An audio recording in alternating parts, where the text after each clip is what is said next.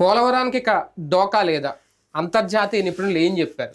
భిన్నవాదాలను వినిపించిన diaphragm wall గురించి ఇప్పుడు దాన్ని కూల్చేసి మళ్ళీ కట్టాల్సిన అవసరం లేదు అనేది, దాని మీద ఇంకా లోతుగా పరిశీలించాలనేది మరొకరు. ఇద్దరు వాదనలు అక్కడ ఏం చేయబోతోంది ఇప్పుడు దీని మీద కేంద్ర జలవనరుల సంఘం కూడా ఒక డెసిషన్ తీసుకోబోతుందా? అదే కనుక జరిగితే వీళ్ళు చెప్పిందే కరెక్ట్ అయితే 4 సీజన్ల వరకు ఆగాల్సిన అవసరం ఉండదా? పోలవరం పూర్తయిపోద్దా? ఇంకా దీనికి సంబంధించి అన్న ఇబ్బందులు తెర మీదకి వచ్చే అవకాశం ఉంటుందా? ఇదే అంశం మీద చర్చించే ప్రయత్నం చేద్దాం. సరే, ఇప్పుడు పోలవరం అంశం దాదాపుగా అంటే వాళ్ళు చెప్పిందే ఫైనల్ అని అనుకుంటే, డయాఫ్రమ్ వాళ్ళు మళ్ళీ కట్టాల్సిన అవసరం లేదు అనే వాదన కూడా తెర మీదకి వచ్చి వాళ్ళు చెప్పారని అనుకుంటే, ఇక డోకా లేదని అనుకోవాలా? అసలు ఏం చెప్పారు వాళ్ళు? ఇంకా ఏం తేలలేదు కదా. ఫైనల్ రిపోర్ట్ వచ్చేదాకిలో పేపర్లో వచ్చే వార్తలు వాళ్ళతో ఎంతమంది వరకు మాట్లాడారో మనకి తెలియదు. ఊహాజనితమైనటువంటిది కూడా అయి ఉండొచ్చు కదా. విదేశీ ఎక్స్పర్ట్లు మనకైతే ఏం చెప్పట్లేదు కదా, ప్రభుత్వానికే చెప్తారు. వాళ్ళు ఇట్లా అన్నారు అంటున్నారు. మొన్నేమో అసలు జరగదు అన్నారు 4 ఏళ్ల దాకా, ఇప్పుడేమో మళ్ళీ పర్లేదు అది అన్నారు అంటున్నారు. పాయింట్ పోలవరానికి సంబంధించి అందరూ మిస్ అవుతున్న లాజిక్ ఒకటే. అసలు పాయింట్ నిర్వాసితులు. నిర్వాసితుల సమస్య పరిష్కారం అయితే పోలవరం నిర్మాణం సులభం అవుతుంది. అక్కడ తాళం పెట్టుకుని మనం పోయిన చోట ఎత్తుక్కోవట్లా, ఎక్కడో ఎత్తుక్కుంటున్నాం. చంద్రబాబు గారు కాపర్ డ్యామ్ కావాలని సరిగ్గా కట్టలేదు, మధ్యలో బెజ్జాలు పెట్టారు. ఇది వైసీపీ విమర్శిస్తుంది, దానివల్ల ఇదంతా జరిగింది. ఎందుకు పెట్టారు ఆయన? కాపర్ డ్యామ్ అక్కడ నీళ్ళని కట్టేసేస్తే ఏమవుతుంది? నీళ్ళు వెళ్ళి ఊళ్ళోకి పోతాయి, ఊళ్ళోకి పోతే ఊళ్ళన్నీ మునిగిపోతాయి. ఏ ప్రపంచంలో ఎవడైనా సరే ఒక ప్రాజెక్ట్ నిర్మాణానికి అక్కడ ఉన్న మనుషుల్ని చంపేస్తాడేంటి? చేయకూడదు కదా. అది దానికి ఆల్టర్నేటివ్ ఏంటి? పునరావాసం. ఆ పునరావాసం కల్పించకపోవడం వల్ల అక్కడ జరగట్లేదు. ముందు అసలు పునరావాసం సంగతి తేలాలి. ఇప్పుడైనా ఈ సమస్యలు పెద్ద విషయం కాదు. ఏడాది కాకపోతే 4 ఏళ్ళు అయినా సరే అయిపోవచ్చు. అక్కడ డయాఫ్రామ్ వాళ్ళు పూర్తి చేసుకోవచ్చు. ఇంతకు ముందు చెప్పిన డయాఫ్రామ్ వాళ్ళు 400 కోట్లు కాబట్టి 900 కోట్లు అవుద్దు అనుకుందాం. ఫర్ ఎగ్జాంపుల్ ఆయన చెప్పినట్టుగానే 900 కోట్లు అవుద్దు అనుకుందాం. కాపర్ డ్యామ్కి 400 కోట్లు అవుద్దు అనుకుందాం. మొత్తం 1200 కోట్లు నా దృష్టిలో పెద్ద విషయం కాదు ప్రాజెక్ట్కి. అది కేంద్రమే ఇస్తుంది కాబట్టి చేసేయచ్చు. సమస్యల్లా అసలు సమస్య వస్తున్నది ఎక్కడ ఉంది? ప్రారంభం ఎక్కడా?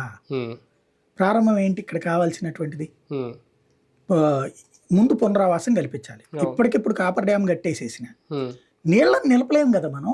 ఇప్పుడు ప్రాజెక్ట్ దగ్గర ఎక్కడ తేడా వస్తుంది? ఇవాళ ఫ్లో అవుతున్న నీళ్ళని ఆపి కింద కట్టాలి. ఆపగానే వెళ్ళిపోతాయి ఊళ్ళోకి. నీరు పల్లం ఎరుగు నిజం దేవుడు ఎరుగంట. నీళ్లు ఆపకుండా ప్రాజెక్ట్ కట్టలేం. ఆపాలంటే మునగాలి. మునగకుండా ఉండాలంటే వాళ్ళని పునరావాసం చేయాలి. పునరావాసం చేయకుండా ఎట్లా సాధ్యం అవుతుంది? ముందు చేయాల్సింది పునరావాసం. ఆ పునరావాసానికి సంబంధించిన విధానం, దాంట్లో ఇప్పుడున్నటువంటి లెక్క ప్రకారం పరిహారం ఇవ్వాలా, ఆ పరిహారం ఏ స్థాయిలో ఇవ్వాలి, ఇవన్నీ కదా తేలాల్సింది. పోలవరం ప్రాజెక్ట్ సంబంధించి 2, ఒకటి పోలవరం సమస్య, 2 పోలవరం ప్రాజెక్ట్ సమస్య. అంటే ప్రాజెక్టు నిర్మాణాలకు సంబంధించి ఇప్పుడు వచ్చిన నిపుణులు దీని గురించి అయితే మాట్లాడతారు, కానీ ఈ పునరావాసం ఇవన్నీ వాళ్ళకి సంబంధం అయితే ఏముండదు. కానీ ఇక్కడ ప్రాజెక్ట్ నిర్మాణం కంటిన్యూ అవుతుందా? ఈ 5 ఏళ్లలో ఈయన దిగిలోపు పూర్తి చేస్తారా లేదా అనేది కదా మెయిన్ టాపిక్. దేని మీద ఆధారపడి ఉంటుంది? అది వీళ్ళు ఇచ్చే రిపోర్ట్ మీద, కేంద్రం తీసుకునే డెసిషన్ మీద. వీళ్ళు ఇచ్చిన రిపోర్ట్ ఆధారంగా కేంద్రం డెసిషన్ తీసుకుంటుంది. అది వేరు ఇది వేరు కాదు. కేంద్రమే వేసింది ఇది. ఎందుకంటే మన నిపుణుల్లో ఇక్కడ భిన్నాభిప్రాయాలు ఉన్నాయి. ఎవరైతే వర్క్ చేస్తున్నటువంటి వాళ్ళేమో ఇది మొత్తం మార్చాలంటున్నారు. ఇదే ఇరిగేషన్ డిపార్ట్మెంట్ వాళ్ళు మార్చాలంటారు. వర్క్ చేస్తున్న వాళ్ళేమో ప్యాచ్ వర్క్స్ చాలంటున్నారు. అదే కదా కాంట్రాక్ట్. అందుకని ఇక్కడ క్లాష్ వచ్చింది కాబట్టి 3వ ఒపీనియన్ అని చెప్పి విదేశాల వాళ్ళని తీసుకొచ్చారు. ఇప్పుడు వాళ్ళు ఇచ్చిన ఒపీనియన్ ఆధారంగా మన కేంద్ర ప్రభుత్వానికి సంబంధించిన ఇంజనీర్లు ఫైనల్ చేస్తారు. పోలవరం అథారిటీ ఫైనల్ చేస్తుంది. దాని ఆధారంగా రేపు పొద్దున వర్క్స్ ఉంటాయి. కాబట్టి ముందు అసలు వాళ్ళు ఇచ్చే నివేదిక బేస్ చేసుకుని ఉంటుంది. ఇప్పుడైతే ఒక ఆశ కుదిరింది, అవుతుందిలే అన్నటువంటిది. ఎందుకంటే వాళ్ళు ఏదో ఇట్లా అంటున్నారు అన్నట్టు. వాళ్ళు నివేదికలో ఏమిస్తారు అది తేలాలి. మళ్ళీ కాంట్రాక్టర్ మార్చే ఆలోచన ఏమన్నా ఉంటుందా రాష్ట్ర ప్రభుత్వానికి? ఇదంతా అయ్యాక తేలుతుంది. ఇదంతా అయ్యాక ఆ స్థాయి సామర్థ్యం, అంటే ఇప్పుడు ఎలా కన్స్ట్రక్ట్ చేయాలని చెప్పారు, దాని స్థాయి సామర్థ్యం ఉందా మెగాకి? నిన్న మెగా వాళ్ళు కూడా ఉన్నట్టున్నారు కదా దీంట్లో, వాళ్ళకి కూడా ఇది చెప్పారు. ఆ స్థాయి సామర్థ్యం మెగాకు ఉందా లేదా నవయుగాకు ఉందా? ఇవి తేలాల్సినటువంటి అంశం. దాని మీద ప్రభుత్వం ఏమన్నా కమిటీ వేయాలా? ఇప్పుడు రాష్ట్ర ప్రభుత్వానికి ఏం సంబంధం లేదు కదా. అదంతా కేంద్ర ప్రభుత్వం వేసిన కమిటీనే. రేపు పని అయితే ప్రభుత్వం పర్యవేక్షిస్తుంది. మనం చేసేది మేస్త్రి పాత్రే కదా అక్కడ. అదే కదా. బేసిక్గా సూపరింటెండెంట్ పాత్ర, సూపర్వైజర్ పాత్ర, మేస్త్రి కూడా కాదు. మేస్త్రి అంటే కాంట్రాక్టర్ అక్కడ. అంతే, అవును. కాబట్టి అసలు పని చేసేటటువంటిది రేపు పొద్దున కేంద్ర ప్రభుత్వమే ఫైనల్ గా డిసైడ్ చేయాల్సి. పునరావాసానికి సంబంధించి కేంద్రంతో చర్చించాల్సిన అవసరం ఏమైనా ఉందా?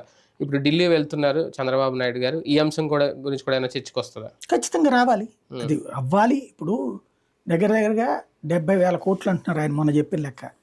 ఇప్పటికి 20,000 కోట్లు ఖర్చు అయింది, ఇంకొక 50,000 కోట్లు అవుతుంది. అంటే ఏడాదికో 10,000 కోట్ల రూపాయలు చొప్పున ఇచ్చిన ప్రాజెక్ట్ వర్క్ అవుతుంది కదా. అది ఫిక్స్ అయిపోవాలి. ఏడాదికో 10,000 కోట్లు, లేదు ఏడాదికి ఒక 8,000 కోట్లు, లేదు ఏడాదికి ఒక 6,000 కోట్లు, ఇట్లా ఫిక్స్ అవ్వాలి. ఫిక్స్ కాకపోతే కష్టం. దాంట్లో అటు బీజేపీ కూడా సమర్థిస్తోంది, రాష్ట్ర నాయకత్వం, జాతీయ నాయకత్వం కూడా అంటోంది. మధ్యలో అధికారుల కొర్రీలు మనం పట్టించుకుంటున్నాం. కేంద్ర ప్రభుత్వం దగ్గర లోపం ఎక్కడ వస్తుందంటే అధికారులు అక్కడ ఫిట్టింగ్లు పెడుతున్నారు.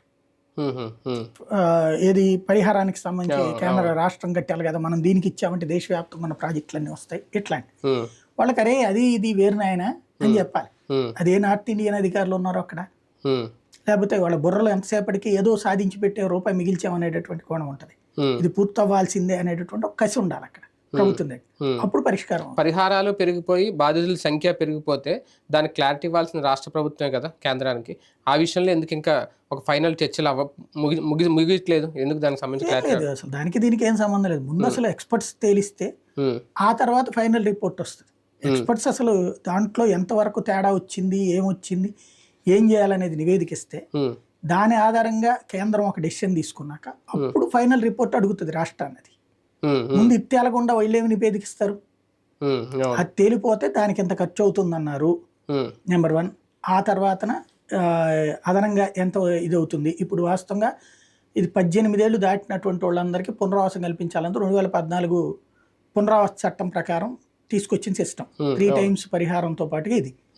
ఇప్పుడు దాని ప్రకారం చూస్తే క్రిందటిసారి 50,000 మంది ఉంటే రాష్ట్ర విభజన నాటికి, ఆ తర్వాత 2019 నాటికి వచ్చేటప్పటికి 1,00,000 మంది అయ్యారు.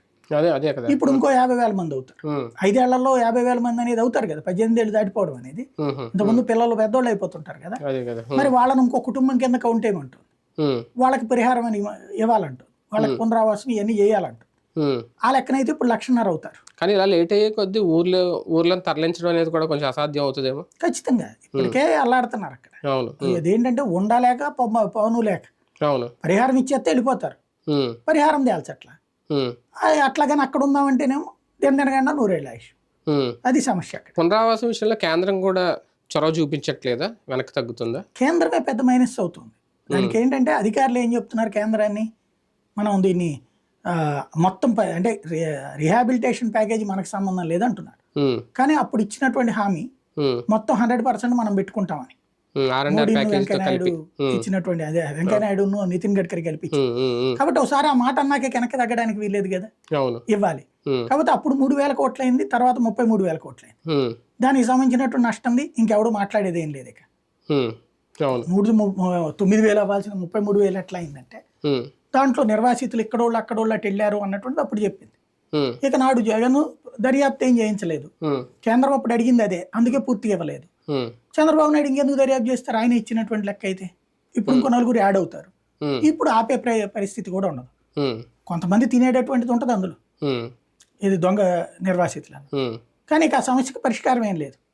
ముందు వీళ్ళు ఎంత లెక్కిస్తే అంతమందికి ఇవ్వాల్సింది. కానీ ఇప్పుడు మరొక సమస్య కూడా, కూటమిలో లేకుండా ఉంటే తెలుగుదేశం పార్టీ ఓకే ఇది కేంద్రం తేల్చాలి, కేంద్రం ఇవ్వట్లేదు. గతంలో జగన్మోహన్ రెడ్డి గారు కూడా 2-3 సార్లు అదే అన్నారు, అక్కడి నుంచి నిధులు రావట్లేదు. అలా చేతులు ఎత్తేయచ్చు. కానీ ఇక్కడ శ్వేతపత్రం విడుదల చేసేసి ఈయన కూటమిలో ఉన్నారు కాబట్టి ఎటు తేల్చుకోలేక ఒక మేమాంసలో వదిలేస్తున్నారు. అది క్లియర్ గా ఫాలో అప్ నడుస్తున్నది కదా, వదిలేసేస్తాం వేరు. అంటే ఒక శ్వేతపత్రం విడుదల చేస్తారు, 4 సీజన్లు అయ్యే వరకు దీన్ని ఏం చేయలేము అనేసరి అయిపోయింది. లోపు వచ్చారు చూస్తున్నారు కదా, ఫాలో అప్ నడుస్తుంది అక్కడ, వదిలేసింది ఏం లేదు అక్కడ. వదిలేసిందే లేదు, కేంద్రమే డెసిషన్ తీసుకోవాలి ఫైనల్ గా రేపొద్దున్న. అంతే, రిపోర్ట్ అయిన తర్వాత కేంద్రం జలవనరుల శాఖ ఫైనల్ చేస్తుంది పిక్చరు. దానికి అనుగుణంగా ఇక రేపొద్దున రాష్ట్ర ప్రభుత్వమే నిర్మిస్తానంటుందా, లేదంటే కనుక కేంద్రానికి మీరే నిర్మించబడి అని చెప్తుంది అనేది చూడాలి. ఇప్పుడు ఢిల్లీ వెళ్ళడం వెనక కూడా ఇదేనా మెయిన్ కారణం? ఇదే కాదు, బడ్జెట్ కి సంబంధించి ఇలా కావాల్సినటువంటి రెవెన్యూ లోటు లేకపోతే ఇతర FRBM నిబంధనలు పెంచమంటాము. ఇంకోటి ఇప్పుడు కొన్ని పథకాలు కేంద్రానికి సంబంధించిన పథకాలు కొన్ని ఆగున్నాయి, వాటికి సంబంధించి అట్లాగే నేను అనుకోవడం అమరావతి ఫండింగ్ గురించి మెయిన్ అనుకోవడం అది అడగచ్చు. అంటే ఈ రెండు మేజర్ సమస్యలే ఆంధ్రాకి, పోలవరం అమరావతి రెండింటి మీద చర్చించి అన్న స్పెషల్ ప్యాకేజ్ అని తెచ్చుకుంటారు. అంటే పోలవరానికి ఎలాగ ఇస్తారు అనుకోండి, అదేం చేయాలనేది చూడాలి వాళ్ళు ఏం చేస్తారు. రైట్, చూద్దాం. పోలవరం విషయంలో క్లారిటీ వస్తుందా ఇవాళ రేపట్లో? పోలవరం నిర్మాణానికి లేదంటే అక్కడ ఉన్న సమస్యలు పరిష్కరించదగ్గవే అని నిపుణులు చెప్తే కనుక దాని మీద కేంద్రం రాష్ట్ర ప్రభుత్వం కలిసి కూర్చొని ఎటువంటి డెసిషన్ తీసుకుంటారు.